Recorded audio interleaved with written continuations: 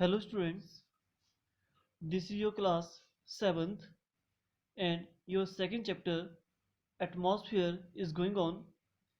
In this chapter we already discussed firstly introduction part of the chapter, after that composition of the atmosphere, and after that we discuss structure of the atmosphere. And structure of atmosphere, according to that, it divided into 5 layers. So 2 layers we already discussed in the last video, that is your troposphere and stratosphere. Now today we discuss here next further 3 layers. Okay, so now we start here. In the structure of the atmosphere, there is divided into 5 layers: troposphere, stratosphere, mesosphere, thermosphere, and exosphere. So first 2 layer we already discussed in the last video. First one is the troposphere, second is the stratosphere. So generally once again हम इसको revise करें कि आपकी first layer थी troposphere and its height at the pole पे 8 kilometre थी and equator पे 18 kilometre. और ऑल द वेदर रिलेटेड जितने भी आपकी एक्टिविटीज होती हैं, वेदर फिनोमिना जितना भी था वो सारा take place only in this layer बेटा। Okay, but our cloud formation, storm, rainfall, snowfall, all the activity related to your weather are done only in this layer beta. After that, according to height, your temperature decrease in this layer beta. Second layer हमने discuss की थी stratosphere, its height above the mean sea level that is 50 kilometre बेटा। ठीक है, और stratosphere में the most important चीज क्या थी? Ozone layer. बिकॉज जो ओजोन लेयर है ये हमें प्रोटेक्ट करती है, जो अल्ट्रा वायलेट रेडिएशन है फ्रॉम द सन, उनसे हमें अर्थ को सेव रखती है चाहिए। ठीक है, और हमने एक और बात यहाँ पर डिस्कस की थी कि जो lower part of the this stratosphere totally free from water vapour और डस्ट पार्टिकल से फ्री होता है। दैट्स वाई ये एयरक्राफ्ट के फ्लाइंग के लिए बहुत ही आइडियल कंडीशन है बेटा। ठीक है, so now today we start here third layer, that is your mesosphere. Third is mesosphere. So third one we draw here. This is your mesosphere. Its height is about 90 kilometre बेटा। ठीक है, from the sea level, sea level की height जो है वो 90 kilometre है। Mesosphere, third one is a mesosphere. Meso means the middle part. Our atmosphere divided into 5 layers: 1, 2, 3, 4, or 5. Okay, और mesosphere is the middle part. Two downside, two upside. इसके base पे करना पड़ा mesosphere. The temperature in this layer decrease with increasing the height. Means यहाँ भी temperature क्या होता है? Decrease होता है with increasing the height. जैसे height बढ़ती है, जैसे यहाँ पर height बढ़ रही थी, temperature decrease हो रहा था, आगे यहाँ पर temperature increase होता है। ठीक है, विद इंक्रीजिंग द हाइट, और यहाँ पे टेम्परेचर अगेन फिर डिक्रीज होता है एंड रिचेस अप टू -110। तो यहाँ पर टेम्परेचर है 110 डिग्री सेल्सियस तक पहुंच जाता है। ठीक है, in the upper limit of mesosphere में।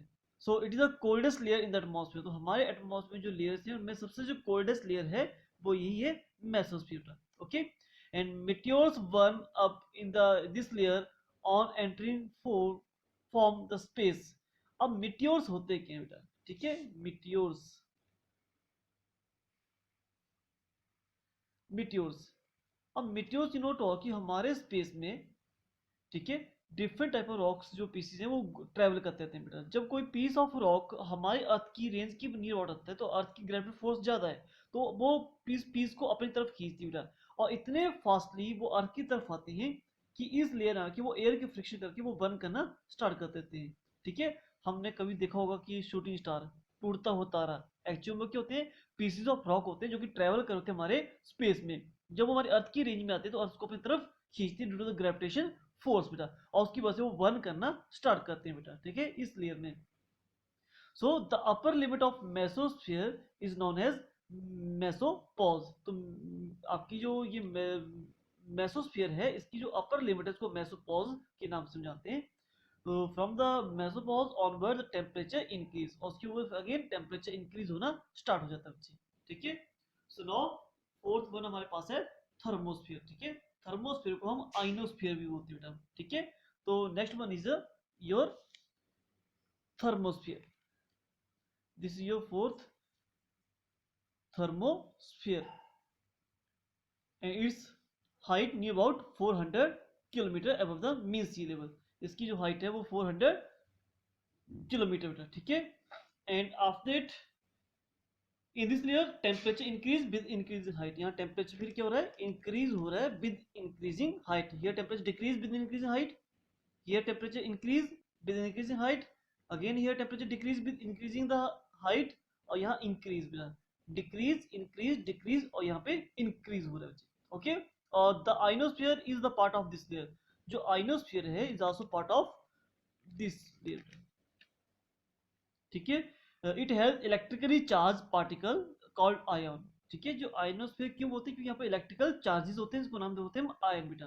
The ion reflect the radioactive waves. देखो हमारे अर्थ सरफेस से जितनी भी रेडियोएक्टिव वेव छोड़ी जाती है, जितना भी हमारा कम्युनिकेशन सिस्टम चल रहा है, whatever television, radio, mobiles, all the things are there, जो भी हमारा वर्क कर रहा है, कम्युनिकेशन सिस्टम चल रहा है, वो इसी लेयर की वजह से, क्योंकि अर्थ की तरफ से जितनी भी रेडियोएक्टिव वेव छोड़ी जाती है, पहले वो स्पेस की तरफ जाती है, और दिस लेयर से वो रिफ्लेक्ट बैक होकर अगेन अर्थ की तरफ आती है, ठीक है।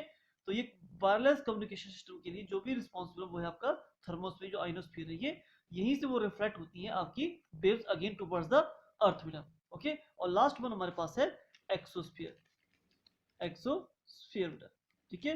अब एक्सोस्फीयर जो है, ठीक है, इसकी जो लिमिट है, अबाउट माना जाता है कि इसकी 400 से लेकर 1500 किलोमीटर तक है, ठीक है, इसके ऊपर तक है। और इस लेयर में बिकॉज से एयर जो है बहुत ही थिन होती है, तो जो थिन गैस हमारी हाइड्रोजन और helium mostly found in the last layer, okay, hydrogen and helium, okay. This is your last layer, air very thin होती है, हाइड्रोजन और हीलियम यहाँ फाउंड होती है बेटा। और यहाँ जो टेम्परेचर बहुत टू मच हाई होता है, अबाउट 5000 डिग्री सेल्सियस तक यहाँ तक पहुंच जाता है बच्चे, ठीक है। और आफ्टर दैट ये जो लेयर लास्ट स्पेस में जाके मर्ज हो जाती है बच्चे, ठीक है। तो this your first layer troposphere, ये temperature decrease with increase in height. Second layer stratosphere, ये temperature increase with increase in the height. Third layer mesosphere, ये temperature decrease with increase in the height, here increase आगे increase होता जाएगा, और यहाँ near about 5000 degree Celsius तक पहुंच जाता है, ठीक है। अब नाउ बात करेंगे हम इंपॉर्टेंस ऑफ एटमॉस्फेयर की। अभी जो एटमॉस्फेयर हमने स्टडी की, ठीक है, इसके बारे में बात करेंगे, इसकी जो इंपॉर्टेंस क्या है। So atmosphere is extremely important for the growth and development of life on the earth. Earth के ऊपर लाइफ पॉसिबल है, उसके सबसे रिस्पॉन्सिबल जो मेन चीज है उसकी ग्रोथ के लिए, वो है आपका एटमॉस्फेयर। सो फर्स्ट क्या है, the atmosphere protect us from the harmful ultraviolet radiations of the sun. अब मैं ऑलरेडी पहले बताया आपको बेटा, यहाँ जो ओजोन लेयर है ये हमें प्रोटेक्ट कर रही है, किससे, जो सन की तरफ से अल्ट्रावायलेट रेडिएशंस आ रही है, ठीक है, उसकी वजह से हम सेफ रह रहे हैं। सेकंड क्या है, it control the extreme of temperature during the day time and night time through green house effect. जो ग्रीन हाउस इफेक्ट है उसके थ्रू क्या हो रहा है, ये कंट्रोल करता है हमारी अर्थ को, ना तो टू मच हॉट होने देता है, ना ही टू मच कोल्ड होने देता है, ठीक है। ये ग्रीन हाउस गैसेज होती है, ठीक है, इसमें स्पेशली हमारी CO2 है, ठीक है, जो कि हीट को ऑब्जर्व करती है, ठीक है। सो मतलब ये कि जो एटमॉस्फेयर की वजह से यहाँ पर भी क्या है, एक मॉडरेट सा क्लाइमेट बना हुआ है बेटा। It protect us from meteors, ये हमने बात की meteors, the piece of rock जो कि ट्रेवलिंग करें बेटा, ठीक है, ये हमारे अर्थ के ऊपर की तरफ मूव करते हैं। अगर सपोज तो यहाँ ये due to the air friction के साथ बर्न ना करते तो सीधे हमारी अर्थ पर गिरते, तो ये कहीं भी गिर सकते, किसी चीज को डैमेज कर सकते थे बच्चे, ठीक है। तो मीन्स ये जो है ये हमें मीटियोर से भी प्रोटेक्ट करते हैं बेटा। तो it protect us from the meteors coming towards the earth from the outer space, जो आउटर स्पेस से आ रहे हैं अर्थ की तरफ, तो उससे वो हमें सेव करते हैं बेटा। The air has weight and exert pressure, being pressed down, it always remain in the contact with the land and water, okay। That means हमारे चारों तरफ क्या है, एयर प्रेशर, मींस जो एयर है उसे एक सर्टेन डेट होता है, ठीक है, उस प्रेशर की वजह से we are stand on the earth surface. Now the changes in the weather condition is exclusively due to the presence of atmosphere entirely, means हमारे वेदर रिलेटेड जितने भी कंडीशंस हो रही हैं due to the presence of atmosphere की वजह से ही possible हो पा रही है, ठीक है। And the gases like oxygen, carbon dioxide have made life possible on the earth, ठीक है। जो गैसेस हमारे एटमॉस्फेयर की, स्पेशली ऑक्सीजन और कार्बन डाइऑक्साइड, ठीक है, वो कहाँ है, हमारे एटमॉस्फेयर, उसकी वजह से लाइफ पॉसिबल बेटा। The ionosphere, this is the ionosphere, help us in wireless and long distance communication. देखो वायरलेस कम्युनिकेशन या लॉन्ग डिस्टेंस में किसी से बात करनी हो तो responsible only due to this layer बेटा, okay. So now sound waves can only travel through the air, not only बोल सकते हैं, लेकिन साउंड वेव जो है वो हमारी एयर के थ्रू वो मूवमेंट करती है तो हमें वो सुनाई देती है, ठीक है। The energy of the sun has made the atmosphere dynamics. तो सन एनर्जी है, ठीक है, उसकी वजह से हमारी जो रेगुलेशन सिस्टम चला हुआ है, जो वाटर सिस्टम चला हुआ है, से मेंटेन ऑल द थिंग्स बेटा, ठीक है। The energy of the sun has made the atmosphere dynamic, ठीक है। तो मीन्स ये जो हमारा एटमॉस्फेयर चेंजेस आ रही है वो due to the presence of sun बेटा, तो उसी वजह से सारी चीजें पॉसिबल हो पा रही है बेटा। तो today we discuss here three layers of atmosphere, firstly mesosphere, thermosphere and exosphere. After that we discuss importance of atmosphere. So further we discuss in next coming video. Okay, thank you.